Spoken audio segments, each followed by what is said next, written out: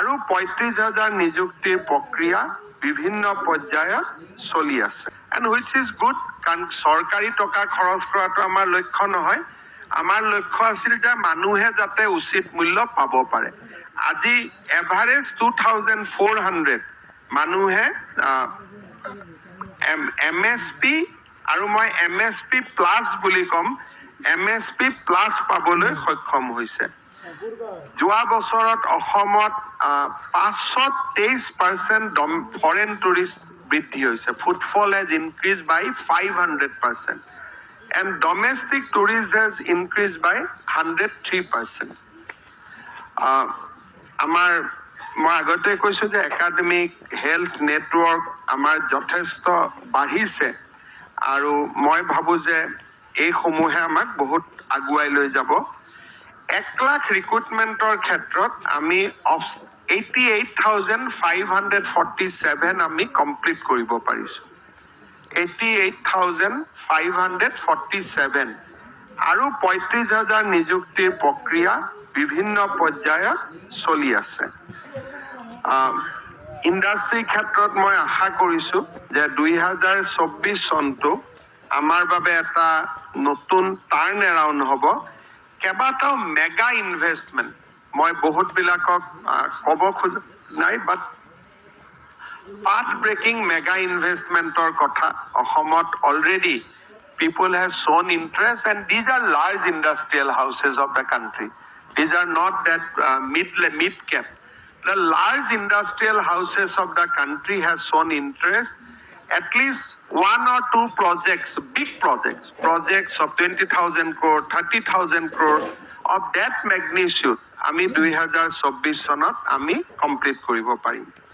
মই শেষত 29 তাৰিখে যি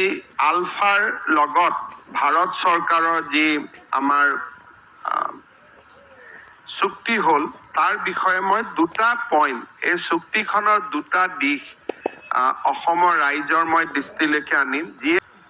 106টা সিট অসম আৰু বৰাকৰ খিলঞ্জীয়া জাতিৰ বাবে সুৰক্ষিত হয় আৰু যদি আমি ব্ৰহ্মপুত্ৰ ভেলী আৰু বৰাকৰ আৰু যদি ব্ৰহ্মপুত্ৰ ভেলী বুলি কওঁ 97 সিট 9786 কাৰণ কেইটামান সিটত 2-3 হাজাৰৰ অলপ খেলিমেলি থাকে এটা ৰেঞ্জ অফ 96 to 98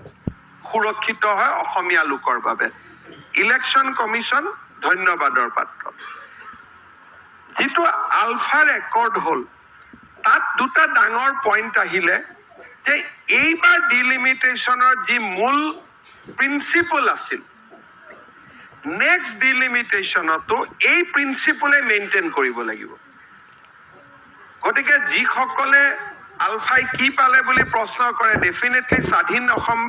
কোনো বিচাৰাই নাছিলে গতিকে স্বাধীন অসম পোৱাটো সেইটো কোনো পাবও নোৱাৰে সম্ভৱো নহয় গতিকে সেইটোতো আউট অফ কুৱেশ্যন কিন্তু খিলঞ্জীয়াৰ অধিকাৰ নিৰ্বাচনী আয়োগে ফাৰ্ষ্ট ষ্টেজত সুৰক্ষিত কৰিলে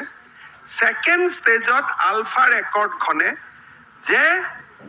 যি প্ৰিন্সিপল 2023ত ব্যৱহাৰ কৰা হ'ল ভৱিষ্যতেও একেই প্ৰিন্সিপল ব্যৱহাৰ কৰিব লাগিব দেশত যি প্ৰিন্সিপল হয় হ'ব কিন্তু অসমৰ প্ৰিন্সিপল 23ৰ ডিলিমিটেশ্যনৰ প্ৰিন্সিপল হ'ব আমি যদি একৰ্ডখন চাওঁ যে এই ক্লজটোৱে অসমক ৰাজনৈতিকভাৱে অন্তত নেক্সট 30-40 ইয়াৰ্ছ সুৰক্ষিত কৰি পেলাব দ্বিতীয়তে ইয়াত ডাঙৰ কথা এটা আলফাৰ একৰ্ডত কোৱা হ'ল যে